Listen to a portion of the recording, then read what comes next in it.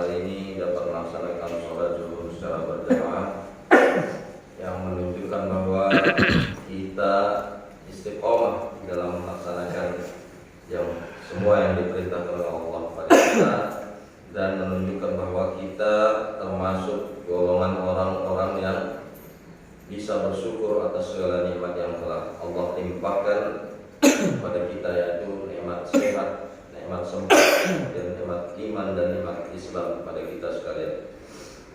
Jamaah sholat zuhur yang dimuliakan Allah, salah satu cara kita dalam meningkatkan keimanan kita kepada Allah Subhanahu wa taala adalah dengan cara kita memiliki sifat khauf, ya. Khauf atau merasa takut, ya, dengan apa yang diancamkan oleh Allah kepada kita, sehingga dengan itu kita merasa khawatir, ya. Jangan-jangan nanti ketika kita meninggal dunia, maka ternyata kita mendapatkan siksa dari Allah Subhanahu wa taala. Jadi sifat khauf ini penting bagi seorang muslim. Jamaah yang dimuliakan Allah, di antara sifat khauf yang bisa kita tumbuhkan, itu rasa takut, itu adalah dengan cara kita tahu bagaimana Allah menyiksa orang-orang yang ada di yaumil mahsyar nanti, ya, atau di dalam nerakanya. Yang pertama adalah, mari kita perhatikan bahwa neraka itu disebutkan ketika kita melempar batu dari pinggir jurang, maka batu ini akan sampai 70 tahun kemudian. Artinya, bisakah kita membayangkan seberapa dalamnya neraka, tempat menampung orang-orang yang tidak beriman. 70 tahun batu baru sampai ke dasar dari neraka itu. Belum lagi bagaimana pekat dan gelapnya neraka, api neraka itu, ya, dari merah kemudian sampai dia menjadi sangat-sangat pekat sekali. Dan kemudian jamaah yang dimuliakan Allah, apakah kita juga paham bahwa azab neraka yang paling kecil itu, yang paling ringan itu adalah seperti kita menginjak bara, ya, menginjak bara api yang kemudian apinya itu mendidihkan otak kita. Nah, seperti itulah siksa api neraka yang paling ringan. Seperti kita menginjak bara, kemudian bara itu mendidihkan otak kita, itu yang paling ringan. Nah, jemaah yang dimuliakan Allah, selain itu yang bisa menjadi perhatian kita bersama adalah bahwa ketika kita di yaumil mahsyar nanti, kita menunggu saatnya kita dihisab.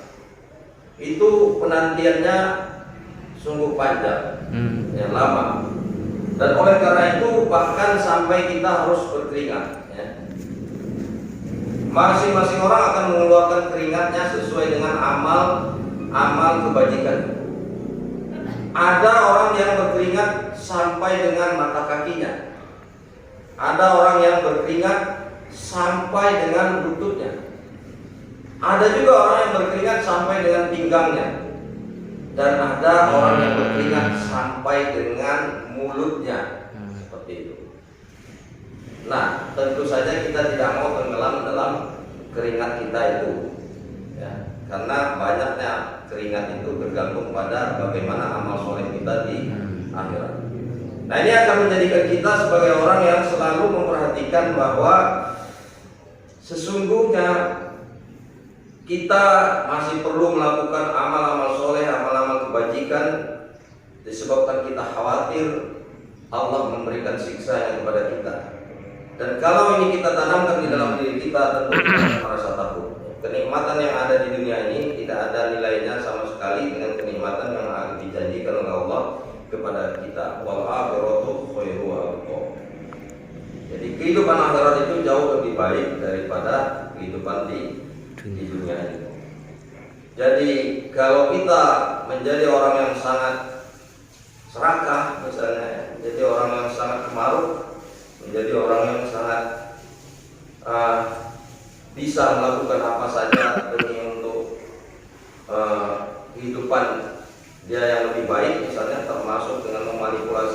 sebagainya, misalnya seperti itu, maka yang harus diingat-ingat yaitu tadi, sudah kuat nggak dia menanggung, ya, sekedar seperti menginjak bara lalu kemudian otaknya menjadi mendidih seperti itu, sudah kuat apa belum?